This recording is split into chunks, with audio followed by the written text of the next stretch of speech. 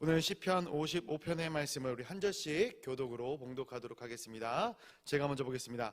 하나님이여, 내 기도의 귀를 기울이시고 내가 간구할 때에 숨지 마소서. 내게 탄식하오니 이는 원수의 소리와 악인의 압제 때문이라. 그들이 죄악을 내게 더하며 노하여 나를 핍박하나이다. 내 마음이 내 속에서 심히 아파하며 사망의 위험이 내게 이르렀도다. 두려움과 떨림이 내게 이르고 공포가 나를 덮었도다. 나는 말하기를 만일 내게 비둘기같이 내게가 있다면 날아가서 편히 쉬리로다. 내가 멀리 날아가서 광야에 머무리로다. 내가 나의 피난처로 속히 가서 폭풍과 강풍을 피하리라 했도다.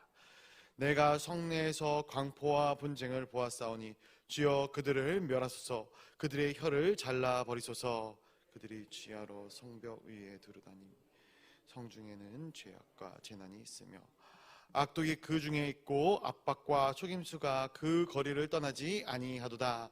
나를 책망하는 자는 원수가 아니라 원수일진데 내가 참았으리라. 나를 대하여 자기를 높이는 자는 나를 미워하는 자가 아니라 미워하는 자일진데 내가 그를 피하여 숨었소.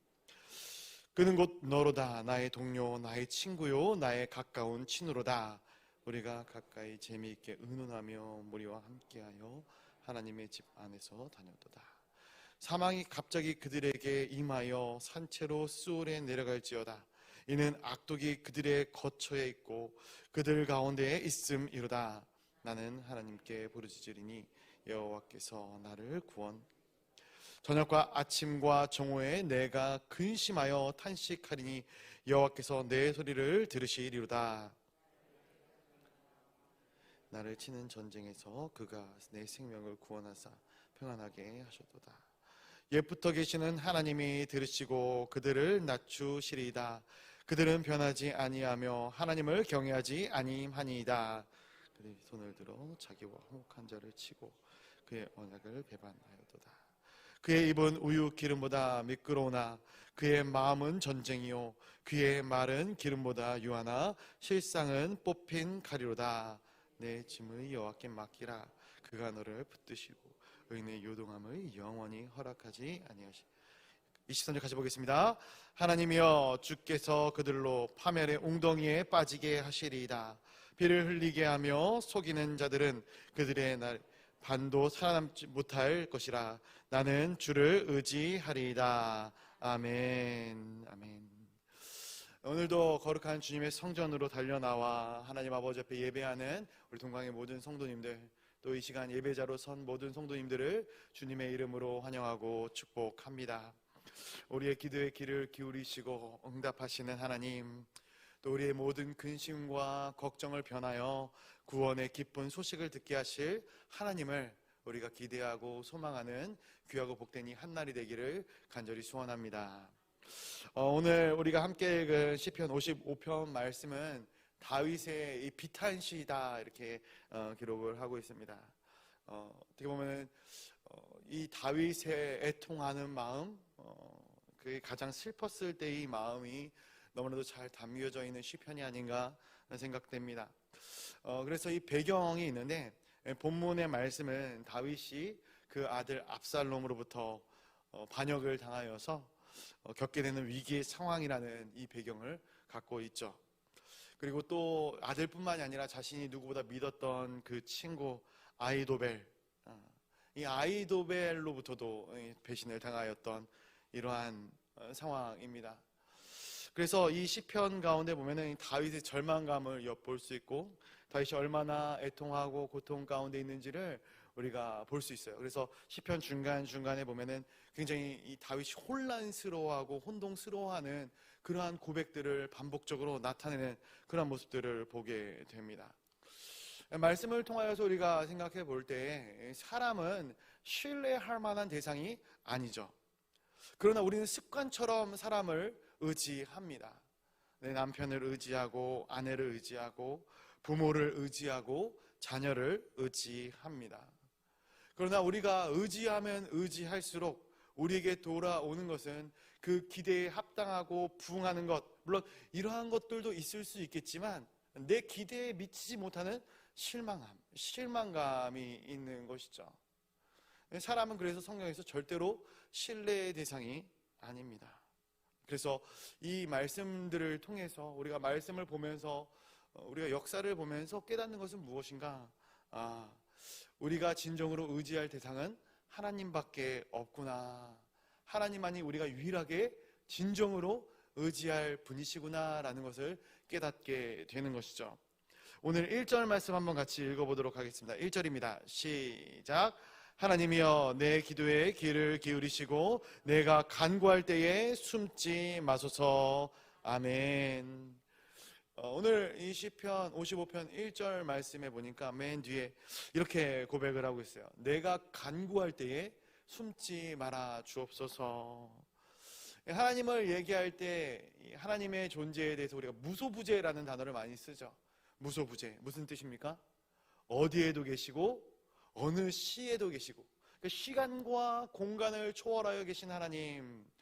그런데 오늘 다윗이 그것을 몰랐을 리 없는데 다윗이 하나님을 표현하면서 나의 기도를 들어달라고, 나의 간구를 들어달라 표현하면서 뭐라고 얘기를 하고 있습니까?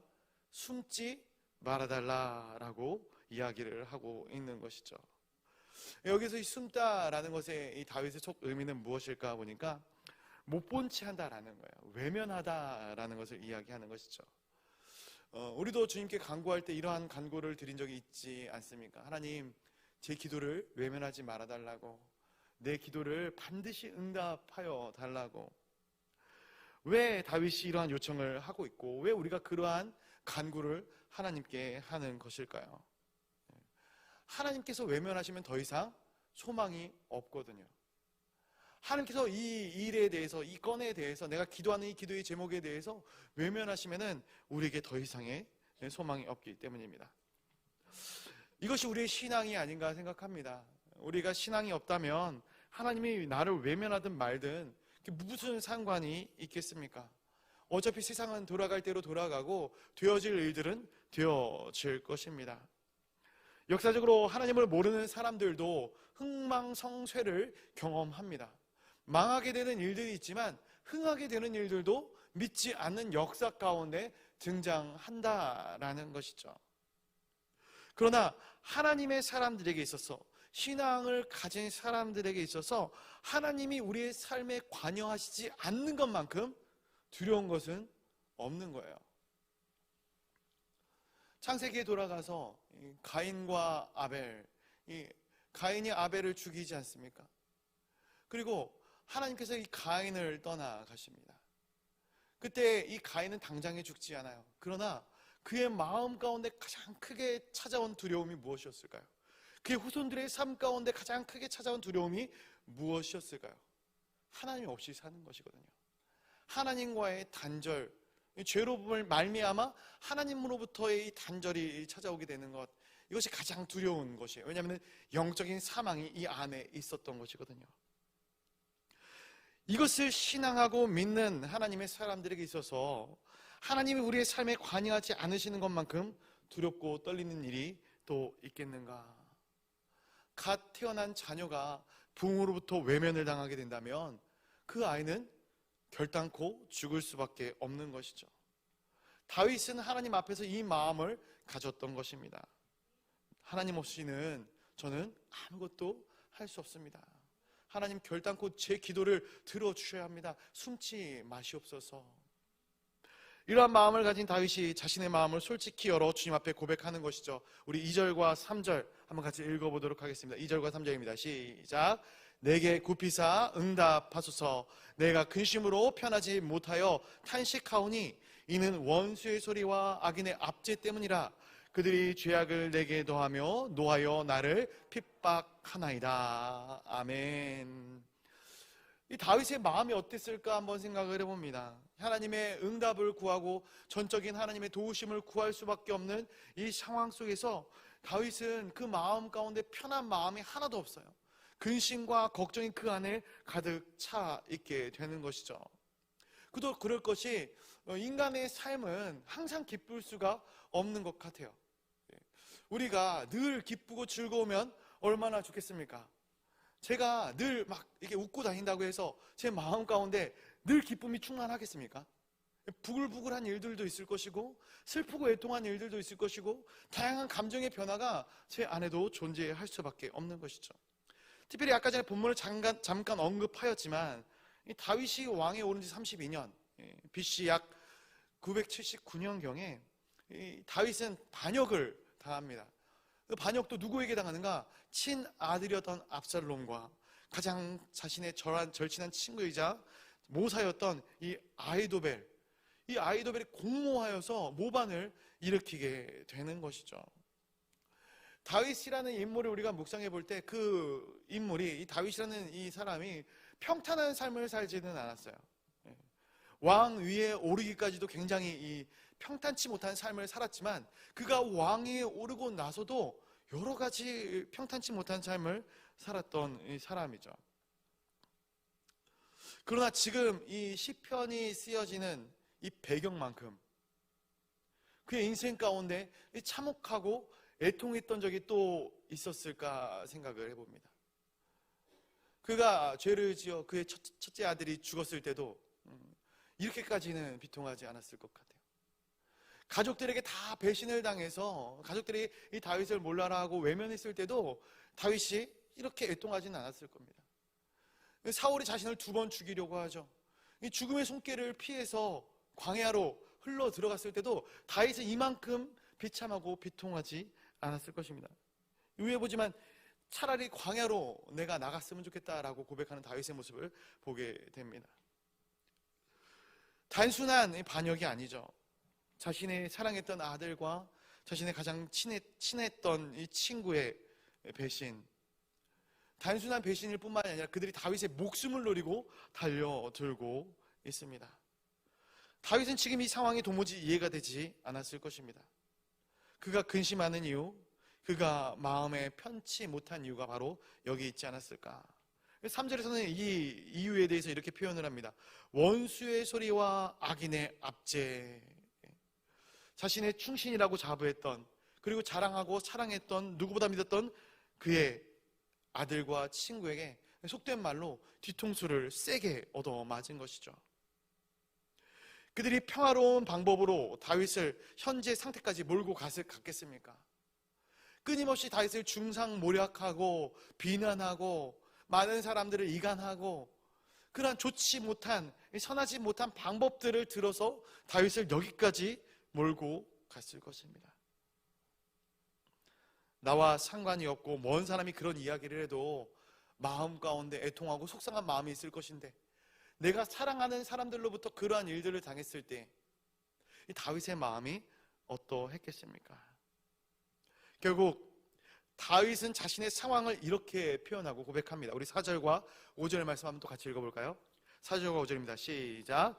내 마음이 내 속에서 심히 아파하며 사망의 위험이 내게 이르렀도다. 두려움과 떨림이 내게 이르고 공포가 나를 덮었도다. 아멘. 이게 다윗의 솔직한 심정인 거예요. 다윗의 마음을 이렇게까지 표현하고 있는 거예요. 사망의 위험이 내게 이르렀다. 두려움과 떨림이 내게 이르고 공포가 나를 덮었다.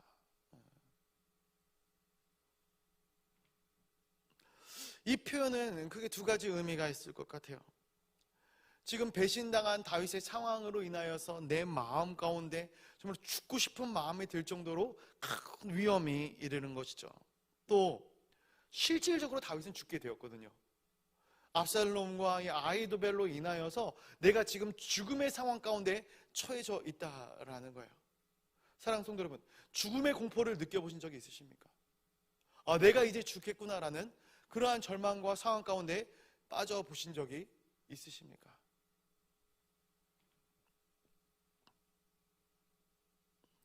어떠한 무서운 공포 영화를 보기에 찾아오는 공포가 아닙니다.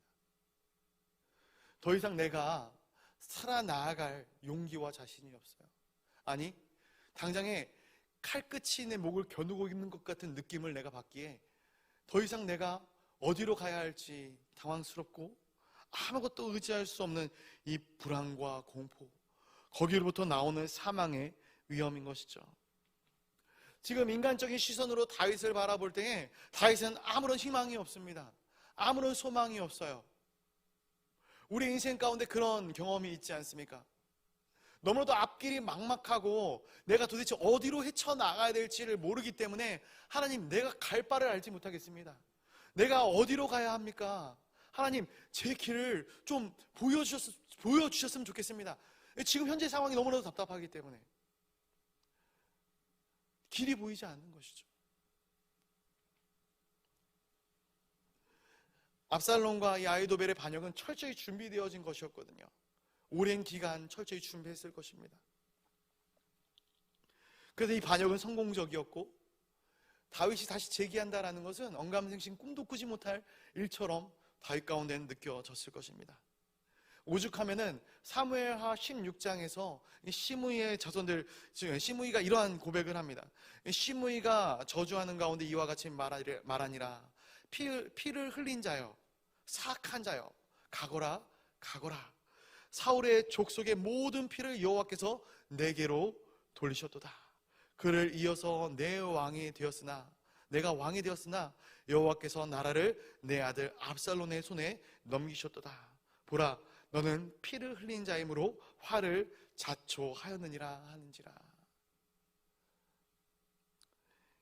시므온 지파의 게라의 아들 시므이가 피난하는 다윗을 향해 이렇게 이야기하고 있었거든요. 이렇게 비난하고 조롱하고 있었거든요. 돌을 던지면서 너의 나라를 여호와께서 너의 손에서 너의 아들 압살롬의 손에 넘기셨다. 이러한 이야기를, 이러한 핍박을 받고 있는 다윗의 마음이 어떠했겠는가. 그러나 하나님의 뜻은 다윗에게 있었다라는 사실을 우리가 기억해야 합니다. 다윗 자신마저도 스스로 희망이 없고 아무런 소망이 없다, 사망의 위험이 내게 이르렀다 생각하는 그 순간에도 하나님은 다윗을 향한 하나님의 계획을 끝까지 계획하고 계셨다라는 거예요. 그래서 이 사건의 결말이 어떻게 납니까? 우리가 말씀을 통해서 잘 아는 대로 이 아히도벨은 자살하게 되고 이 압살롬도 비참한 최후를 맞이하게 되는 것이죠. 말씀을 통해서 깨닫는 것이 있어요. 사람이 아무리 세밀하게 계획을 짜고 견고하게 그 계획을 실행시키고 지켜나간다 할지라도 하나님의 계획과 섭리 아래 매이게 된다라는 거예요. 가장 큰 역사는 하나님의 계획과 섭리 아래에 있는 거예요. 하나님의 계획과 섭리 아래 인간의 모든 계획은 다 바다의 모래알처럼 흩어지고 마는 것이죠. 마치 사람이 더 이상 나는 물로 심판을 당하지 않겠다, 더 이상 우리는 물로 심판을 당하지 않겠노라 고백하며 이 바벨탑을 쌓아 올렸을 때 거의 하늘에 맞닿을 정도로 쌓아 올렸지만 하나님께서 인간의 언어를 흩으시어 그들을 흩으셨던 것처럼, 그들의 계획을 멈추셨던 것처럼 사람의 완벽한 계획도 하나님의 뜻 안에는 닿지 못한다라는 거예요. 압살롬과 아히도벨의 모든 모략들이 다 맞아떨어지고 그들의 계획들이 다 이루어져 가는 것 같아도 궁극적으로는 다 허망한 것이 되어져 버리고 만다라는 사실이죠. 그래서 우리가 기도해야 하는 것입니다. 그래서 우리가 하나님의 뜻을 먼저 구해야 하는 것입니다. 하나님, 이 길이 맞습니까? 하나님이 원하시는 길을 내가 걷기를 소원합니다. 말씀을 맺고자 합니다. 다윗은 지금 자신의 비참한 상황을 여러 각도를 통해 고백하고 있습니다. 저는 우리가 하나님께 기쁜 일, 즐거운 일, 또 우리가 간구의 소원들을 아뢰는 것도 중요하다 생각을 하지만 또 하나, 이것과 더불어서 우리의 슬픈 감정, 우리의 애통하는 감정, 때로는 우리가 욕하고 싶고 우리가 저주를 토해내고 싶은 것마저도 하나님께 고백하는 것이, 하나님께 아뢰는 것이 정말로 중요한 일이 아닌가 생각을 합니다. 옛날에 우리가 잘 아는 임금님 기는 당나귀기라는 동화가 있지 않습니까? 저만 읽었나요? 임금님 기가 당나귀 기인 것을 본 이 임금님의 상투를 만드는, 왕관을 만드는 이 장인이 그 이야기를 너무나도 하고 싶은데 그 이야기를 하면 자신이 죽게 될까 봐 이야기를 하지 못하고 있는 거예요. 그렇죠? 그래서 어떻게 할까 고민하다가 한 지혜로운 자가 아무도 없는 이 대나무 숲에 가서 임금님기는 당나귀기라고 외치면 마음이 편해지지 않겠느냐. 그 말을 따라서 그 대나무 숲에 가서 그 말들을 외쳤더니 마음 가운데 있는 모든 이 울분들이, 그 말을 하지 못해서 쌓였던 이 감정들이 다 시원하게 내려갔다. 이 이후에도 이야기가 이어지긴 하지만 세상의 이야기들도 그렇습니다. 우리가 우리 마음 가운데 있는 응어리진 것들을 그냥 소리 지르고 토해내는 것도 마음 가운데 위로함을 주는데,